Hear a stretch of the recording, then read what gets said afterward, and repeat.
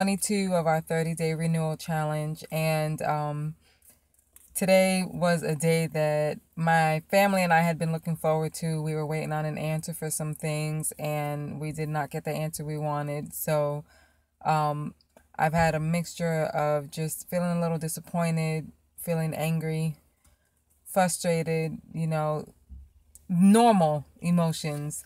The Bible says we can be angry, just sin not. So I haven't cussed anyone out. I haven't punched anyone or anything like that. So I think I'm doing pretty well.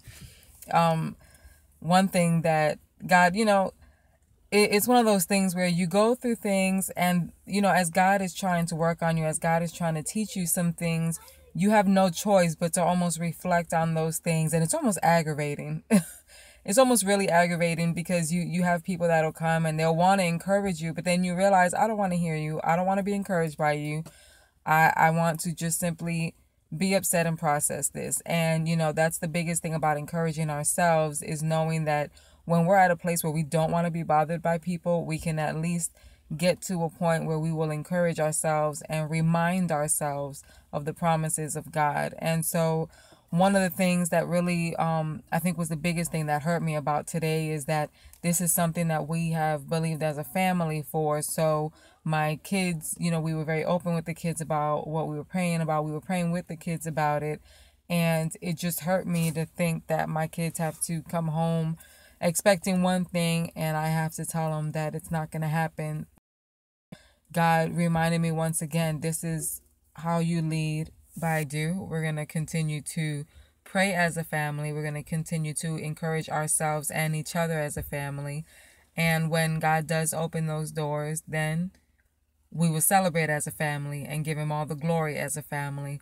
So for today, I just ask you to keep us in prayer. It's not easy.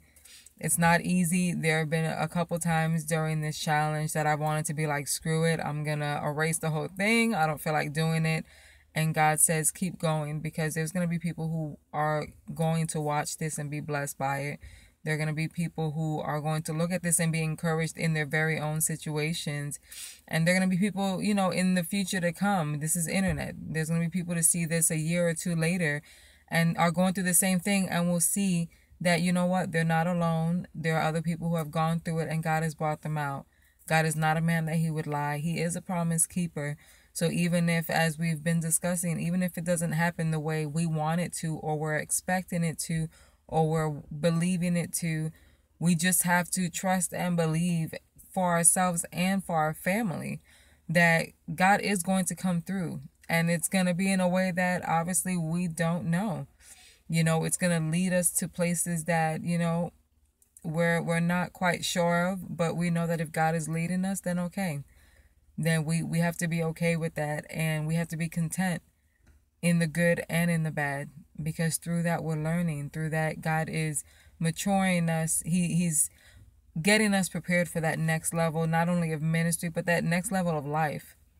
When you were a child, you spoke as a child, you thought like a child, but now that we're grown, we put on our big boy and girl panties and we deal with things as they come and remind ourselves and continue believing and trusting that God is still God. He's still on the throne and he's still going to come through for us. He still has impeccable timing.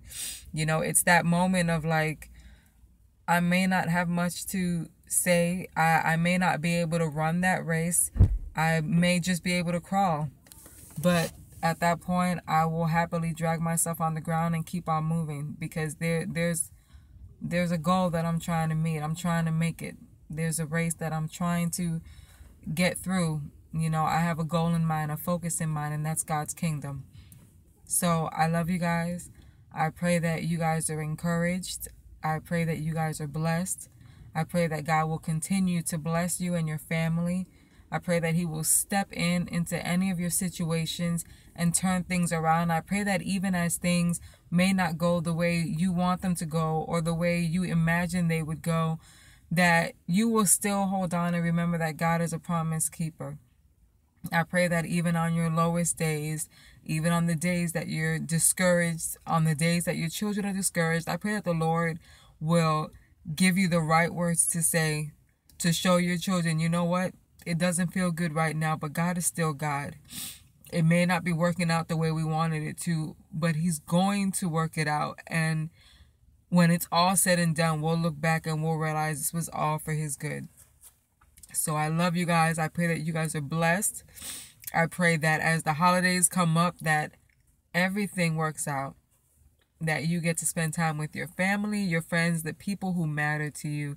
And I pray that you will learn, just as we're learning, that even if you don't have any blood relatives around, that you will learn to appreciate and be content with your immediate family, whether it's just your husband or your wife, whether it's just you and your children, whether it's, your husband, your wife, and your children, however it is. I pray that you will learn to be content in having what you have. I pray that we will all learn not to complain as much, not to fall so easily into anger and frustration, but that we will immediately get to a point where we can just immediately remind ourselves of God's promises. Immediately remind ourselves, man, that didn't work out. It hurts. Yeah, it does. But God is still going to do something. And I believe that, and I receive that, and I speak that over my family. I speak that over you guys as well. So I love you guys, and I will see you tomorrow.